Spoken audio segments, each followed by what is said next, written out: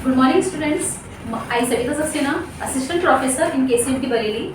Today I will discuss about a very important theory, that is Guilfort's three-dimensional theory.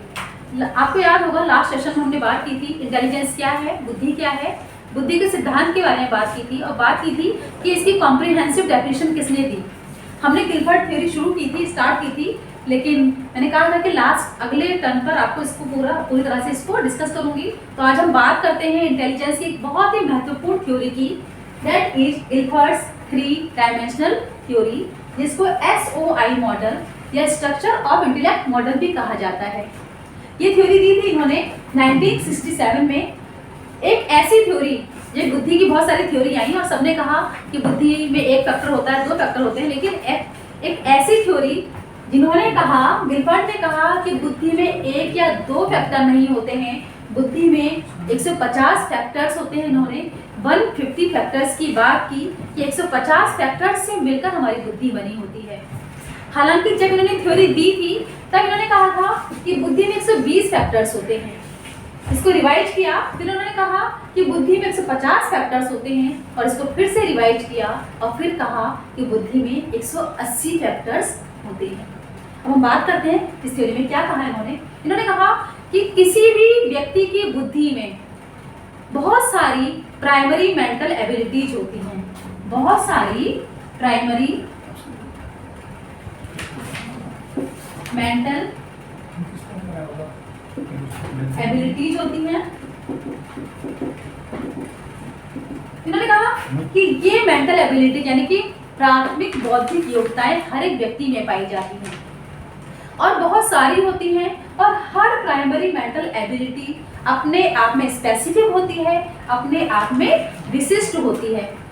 जब हमारे सामने कोई भी समस्या आती है तो उस समस्या का समाधान करने के लिए हम में से किसी ना किसी मेंटल एबिलिटी का प्रयोग करते हैं।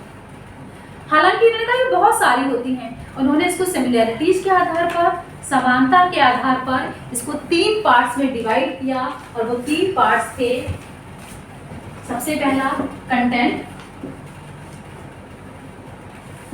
सेकंड ऑपरेशन और लास्ट प्रोडक्ट।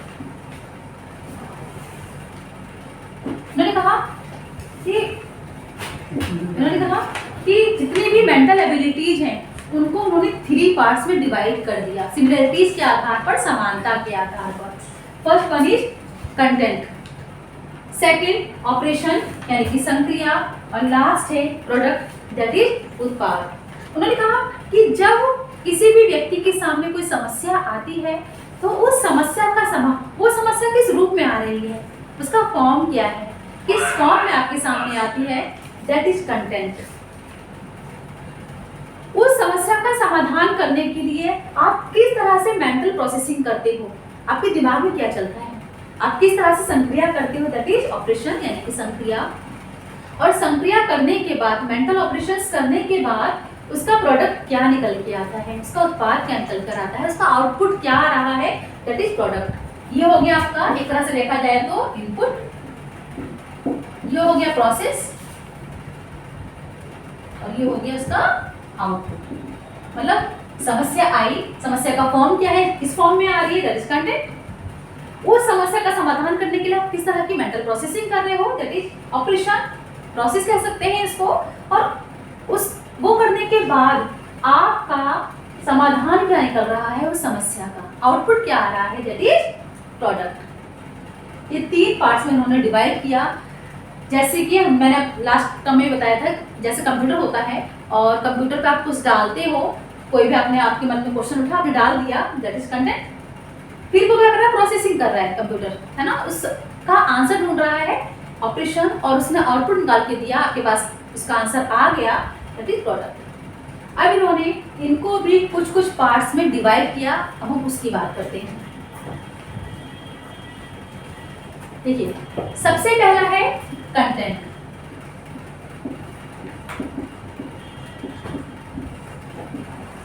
कंटेंट यानी कि समस्या का फॉर्म क्या है, समस्या किस फॉर्म में आपके सामने आ रही है, इसको इन्होंने फर्दर कुछ पार्ट्स में डिवाइड किया। सबसे पहले फिगरल, यानी कि आकृति, सेकंड सिमेंटिक भाषा, नेक्स्ट सिंबल यानी कि किसी भी आकृति की फॉर्म में, और लास्ट अगला है बिहेवियरल।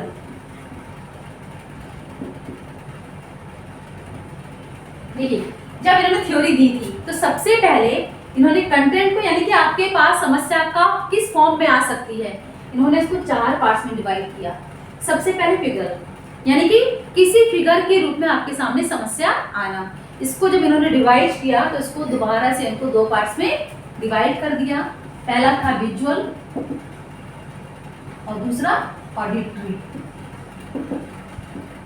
यानी कि दृश्यात्मक फॉर्म में या फिर सुनने वाली फॉर्म में आपके सामने समस्या आ सकती है। अब इसमें इन्होंने क्या बताया, इन्होंने कहा कि समस्या कभी कभी क्या होता है कि हमारे सामने दृश्य फॉर्म में आती है। जैसे मैंने आपको ये दिखाया, आपसे पूछा ये क्या है ना, आप बताओगे दैट इज मार्कर, यानी कि आप देखकर इसका आंसर दे रहे हैं। समस्या आपके सामने सीइंग के फॉर्म में आई, देखने के विजुअल फॉर्म में आ रही है। जैसे कि भाई आप टीवी देखते हो और आपने एक प्रोग्राम आता था पहले, अंताक्षरी नाम का एक प्रोग्राम आया करता था।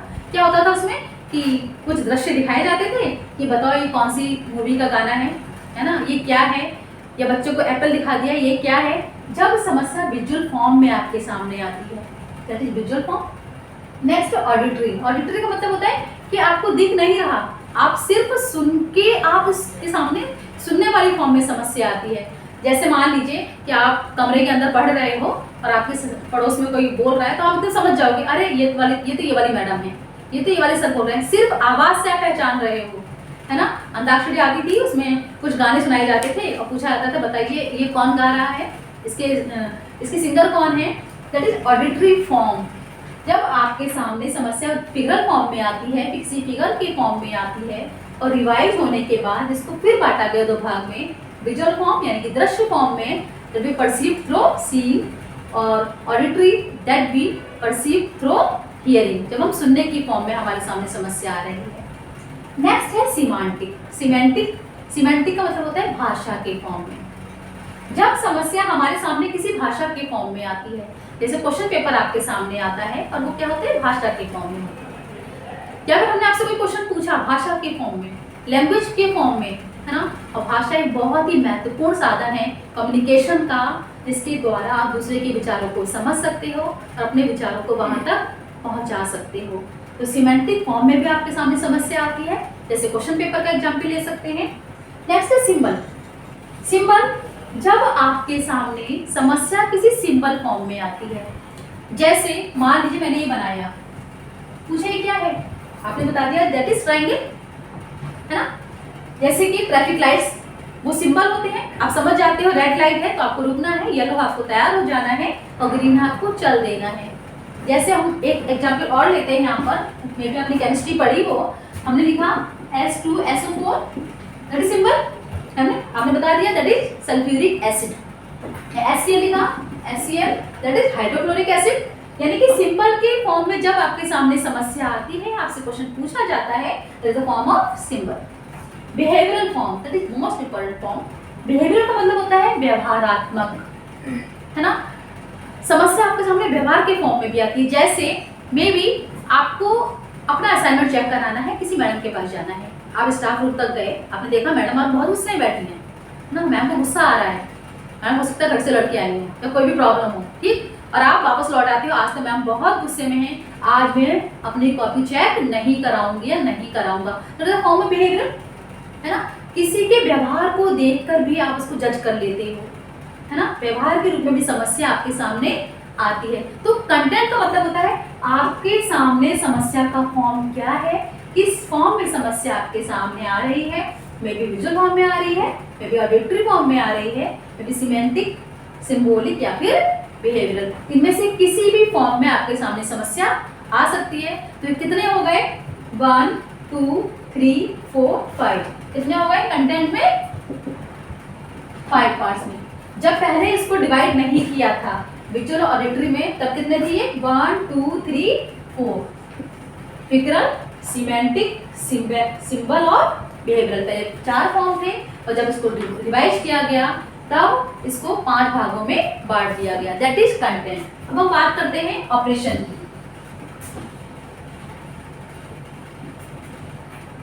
नेक्स्ट है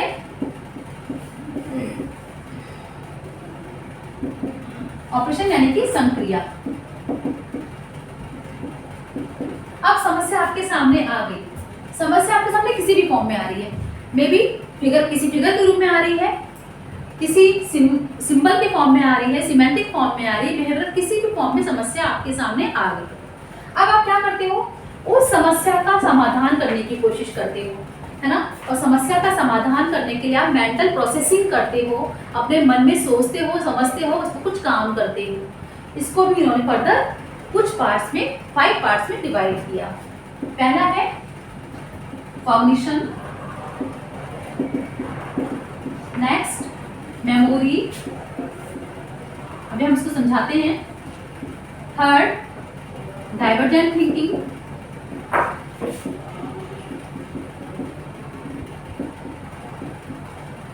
फोर्थ कन्वर्जेंट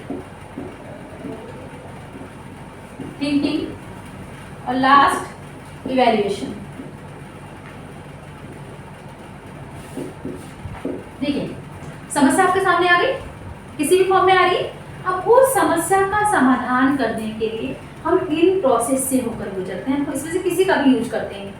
सबसे पहले कॉग्निशन यानी कि संज्ञान। सबसे पहले समस्या आपके सामने आई, आपने उसको अपने संज्ञान में लिया, है ना। अब उसको समझने की कोशिश करते हो, रिकॉल करते हो, रिकॉग्नाइज करते हो। संज्ञान में लेना यानी कि या तो हम इसको क्या करेंगे, रिकॉल करेंगे या फिर इसको रिकॉग्नाइज करेंगे, है ना। क्वेश्चन पेपर सामने आपके सामने आया, आप क्या करते हो, उसको पढ़ के समझते हो, रिकॉल करते हो, हमने कहाँ पढ़ा था, ये कौन सा क्वेश्चन है, ये रिकॉग्नाइज पहचानते हो। जैसे एक मिक्स पेपर आ गया, आप पहचानते हो ये केमिस्ट्री के क्वेश्चंस हैं, ये बायो के क्वेश्चंस हैं, जियोलॉजी के हैं, ये बॉटनी के हैं। तो कॉग्निशन का मतलब होता है समस्या आते ही आप उसको अपने संज्ञान में लेते हो, है क्या, है ना, उसको पहचानने की कोशिश करते हो, उसको जानने की कोशिश करते हो। उसके बाद मेमोरी। मेमोरी का मतलब होता है समस्या आपके सामने आ गई, आपने संज्ञान में लिया, अब इसको मेमोराइज करते हो, है ना। जो पुरानी परिस्थिति को नई परिस्थिति के साथ जोड़ने की कोशिश करते हो। आप समझते हो, आप सोचते हो कि मैंने इससे संबंधित समस्या का समाधान कैसे किया था, कब किया था। मेमोराइज करते हो, उसको सोचने समझने की कोशिश करते हो। नेक्स्ट डाइवर्जेंट थिंकिंग, अपसारी चिंतन बोलते हैं हिंदी में इसको, अपसारी चिंतन। अपसारी का मतलब होता है, डाइवर्जेंट का मतलब होता है डाइवर्स हो जाना, है ना। हमारी बुद्धि कभी भी एक दिशा में कार्य नहीं करती है, हमारी बुद्धि अनेक दिशाओं में कार्य करती है। और जब समस्या हमारे सामने आती है तो हम क्या करते हैं, अलग अलग तरीके से उसका समाधान करने की कोशिश करते हैं। डाइवर्जेंट थिंकिंग, जैसे आपने साइंस पढ़ी है तो एक प्रकाश पड़ा होगा, लाइट, प्रकाश आया, सुबह सुबह सूरज उगा और चारों दिशाओं में थोड़ी देर बाद वो फैल गया, है ना। फैल जाना, डाइवर्स मतलब फैल जाना। समस्या आपके सामने आई और आपने क्या किया, इसके मल्टीपल रेस्पॉन्स करने की कोशिश की, ठीक है। जैसे रीजनिंग का क्वेश्चन आपके सामने आता है तो आप क्या करते हो कि ABCD वाला क्वेश्चन कोई आया तो आप कई तरीके से उसको सॉल्व करने की कोशिश करते हो, है ना। तो that is divergent thinking, diverse करना, है ना।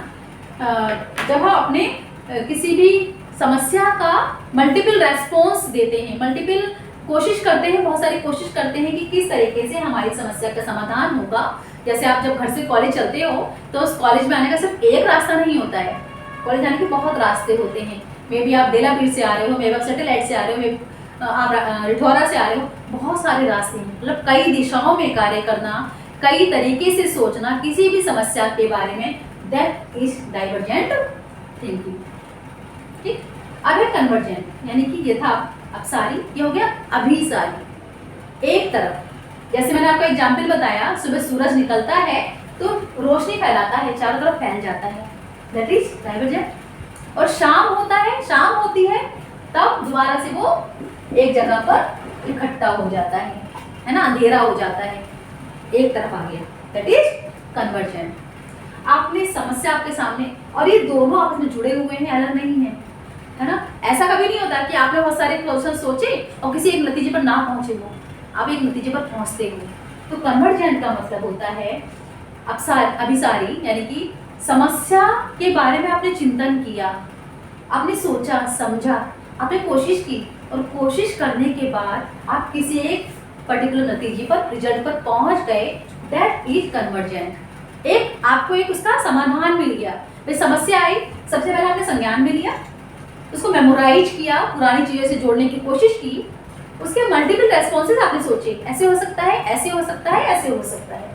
उसके बाद आपने उसका एक आंसर खोज लिया, उसका समाधान आपको मिल गया। और लास्ट है इवैल्यूएशन। इवैल्यूएशन का मतलब होता है जब समस्या का समाधान हम लोग कर लेते हैं ना, तो हम उसका अच्छा और बुरा पक्ष भी देखते हैं, क्या अच्छा क्या बुरा, है ना। जब आप पेपर देख कर आते हो तो पेपर देख के घर आने के बाद आप देखते हो, बैठकर आराम से मिलाते हो कि मैंने कितना अच्छा किया, इसमें क्या क्या कमी रह गई, क्या मैं अच्छा कर सकता था, क्या मैं और अच्छा इसको अच्छा कैसे कर सकता हूँ। या फिर आप कोई कॉम्पिटिटिव एग्जाम देकर आते हो तो आप आंसर मिलाते हो कि मेरे कितने आंसर सही हैं, मेरे कितने आंसर गलत हैं, यानी अच्छाई क्या रह गई, बुराई क्या है।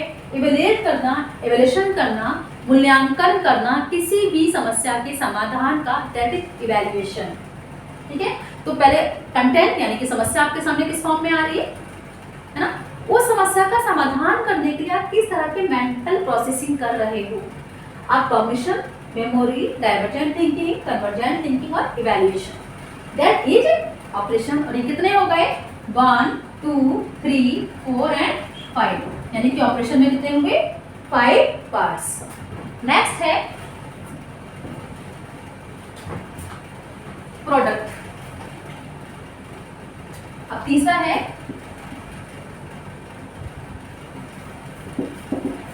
समस्या आपके सामने आई, आपने मेंटल ऑपरेशन किया, अब उस समस्या का समाधान क्या निकला, उसका आउटपुट क्या आया, उसका उत्पाद क्या निकल के आया, किस किस फॉर्म में आपके सामने समस्या का समाधान निकल के आता है।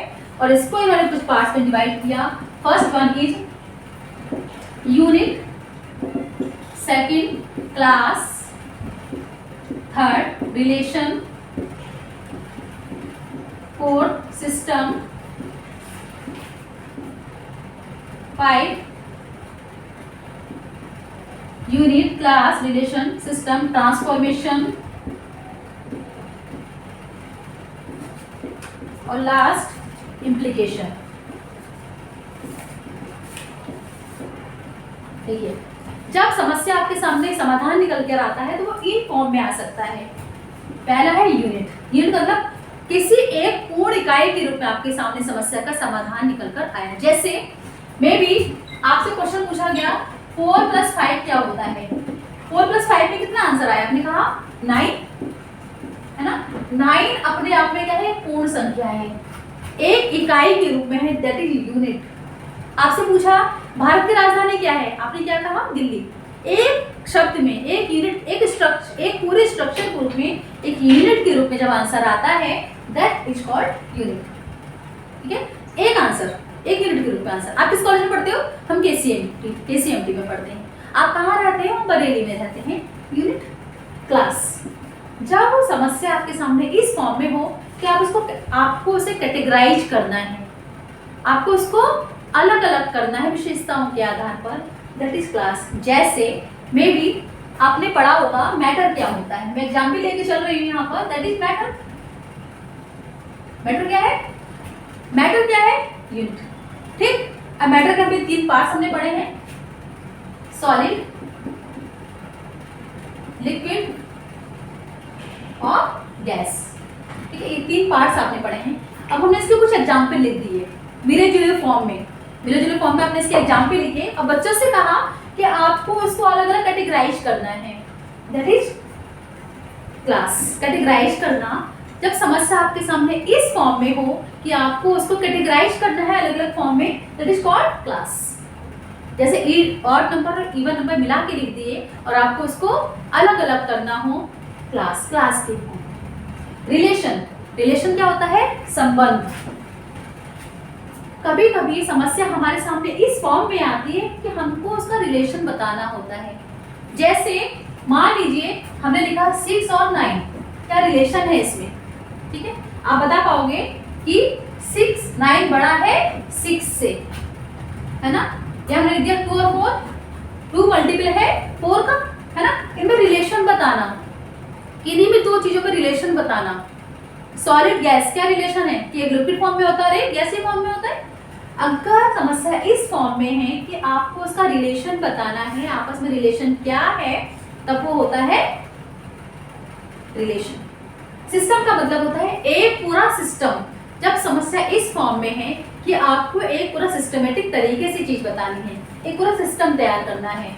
जैसे मान लीजिए आपको पढ़ाया गया कि ब्रांच, है ना, या एक पौधा पढ़ाया, पौधे के सारे पार्ट्स आपको अलग अलग पढ़ाए, फिर आप उसको एक तरीके से पूरा बताओगे कि इसमें ये पार्ट होते हैं और एक पूरा मिलकर एक पौधा बनता है, इसमें ब्रांचेस होते हैं, तना होता है, टहनी होती है, पत्ती होती है, तब वो मिला के होगा सिस्टम, ठीक है। जैसे आप बीएड की अगर बीएड कर रहे हो तो आपने पढ़ा होगा माइक्रो टीचिंग, और माइक्रो टीचिंग में आपने अलग अलग स्टेप्स पढ़े होंगे, उनको मिलाकर एक सिस्टम बन जाता है, एक पूरी चीज बन जाती है, दैट इज सिस्टम।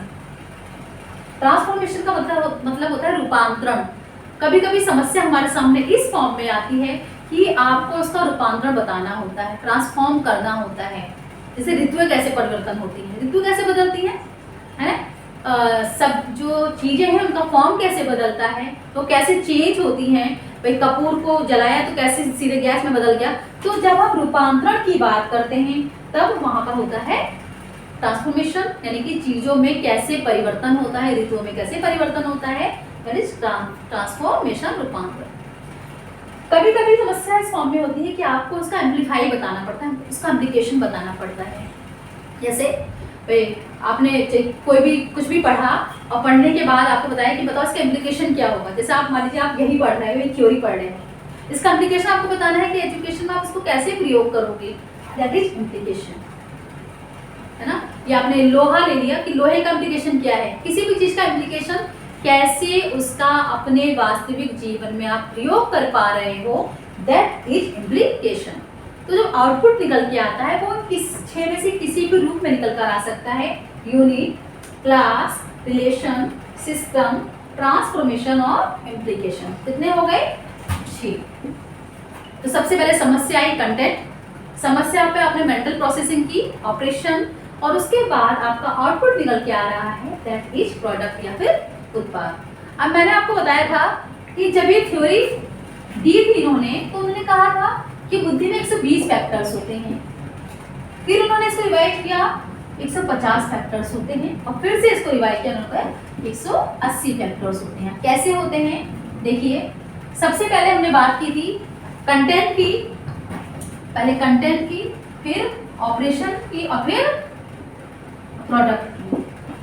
मैंने बताया था कि कंटेंट पे पहले 4 दिए गए थे, 4 भाग, 4 पार्ट में बांटा गया था, ऑपरेशन को 5 में और इसको 6 में। कौन कौन से 4 थे इसमें? फिगरल, सिंबॉलिक, सिमेंटिक और बिहेवियरल, 4 हो गए। 5 यहाँ पर कौन कौन से थे? Cognition, memory, divergent thinking, convergent thinking और इवैल्यूएशन, 5। और ये 6 unit, class, relation, system, transformation और इम्प्लीकेशन। अब इसको मल्टीप्लाई कीजिए, 4 × 5 × 6 कितने हुए? 4 5 जा 20 और 20 6 जा 120। जब उन्होंने थ्योरी दी थी तो उन्होंने कहा था बुद्धि में 120 फैक्टर्स होते हैं। उसके बाद उसको रिवाइज किया और उन्होंने जब जो यहाँ पर फिगरल था, फिगरल को उन्होंने 2 भागों में बांटा था, दैट इज विजुअल और ऑडिटरी। तब हो गए 5, विजुअल, ऑडिटरी, सिंबॉलिक, सिमेंटिक और बिहेवियरल। 5 ये, 5 ये और 6। तो अब कितने हो गए? 5 × 5 × 6 इक्वल टू 25, 6 जा 150 फैक्टर्स। ठीक। उसके बाद 1980 में इन्होंने इसको फिर से रिवाइज किया। ये हो गया, पहले 120 फैक्टर की बात की, फिर 150 फैक्टर्स की बात की, और 1980 में इसको फिर से रिवाइज किया। उन्होंने कहा बुद्धि में 120 फैक्टर नहीं होते, बुद्धि में 150 फैक्टर नहीं होते, बुद्धि में 180 फैक्टर्स होते हैं। और यहाँ पर 5 रहे। ऑपरेशन में एक पहला सबसे था आपका, एक था आपका मेमोरी, पहला था कॉग्निशन, दूसरा था मेमोरी, और मेमोरी को उन्होंने फिर से दो भागों में बांटा, मेमोरी रिटेंशन